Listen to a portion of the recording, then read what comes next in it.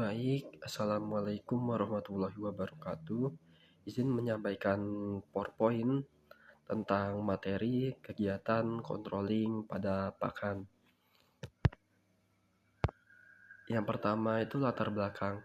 Latar belakang pengelolaan pakan merupakan salah satu aspek terpenting dalam kegiatan budidaya perikanan. Karena pakan memberikan kontribusi terbesar terhadap biaya produksi atau operasional, yaitu mencapai 60-70% dari total biaya. Oleh karena itu, dibutuhkan sistem pengendalian controlling yang baik untuk memastikan pakan diberikan secara tepat jumlahnya, tepat waktu, dan sesuai kebutuhan fisiologis ikan.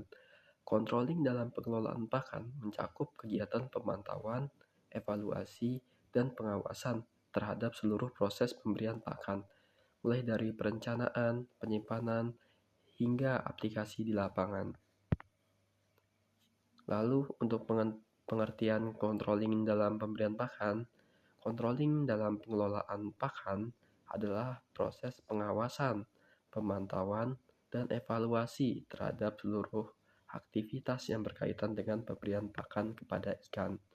Tujuannya adalah memastikan pakan diberikan secara tepat jumlah, tepat waktu, tepat jenis, serta sesuai kebutuhan fisiologis ikan, agar pertumbuhan optimal dapat dicapai.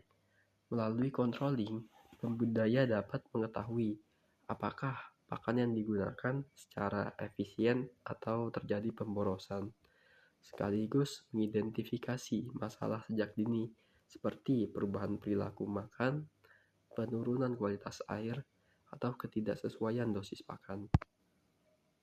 Kemudian, pemilihan pakan. Dalam pemilihan pakan dilakukan untuk memastikan pakan yang digunakan sesuai dengan kebutuhan nutrisi dan tahap pertumbuhan ikan.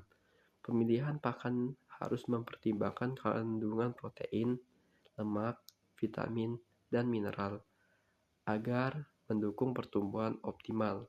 Selain itu, pakan yang disesuaikan dengan ukuran ikan untuk mencegah pemborosan dan meningkatkan efisiensi konsumsi. Dalam pemilihan pakan juga, pilihlah sebagai berikut: yang tidak berjamur, tidak rusak, dan tidak kadaluarsa.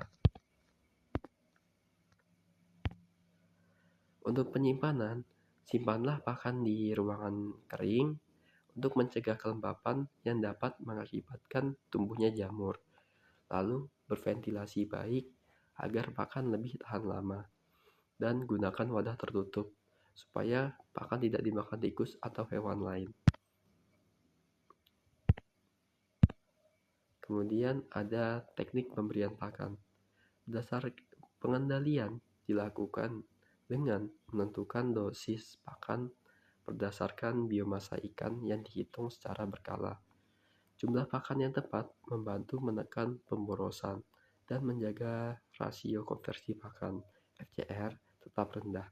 Selain itu, frekuensi pakan juga harus disesuaikan dengan umur dan jenis ikan.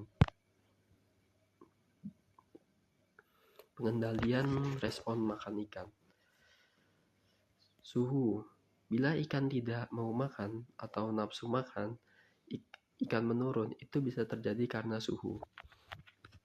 Lalu kualitas air. Kualitas air juga berpengaruh apabila ikan tidak mau makan. Lalu penyakit. Nafsu makan ikan menurun bisa saja terjadi dikarenakan infeksi penyakit. Lalu pencatatan. Pada kegiatan pencatatan meliputi pendataan jumlah pakan yang diberikan setiap hari, waktu pemberian pakan, jenis pakan yang digunakan, serta biaya pakan.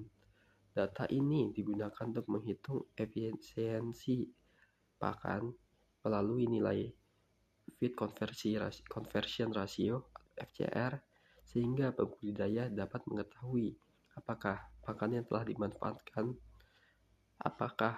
telah dimanfaatkan secara optimal oleh ikan.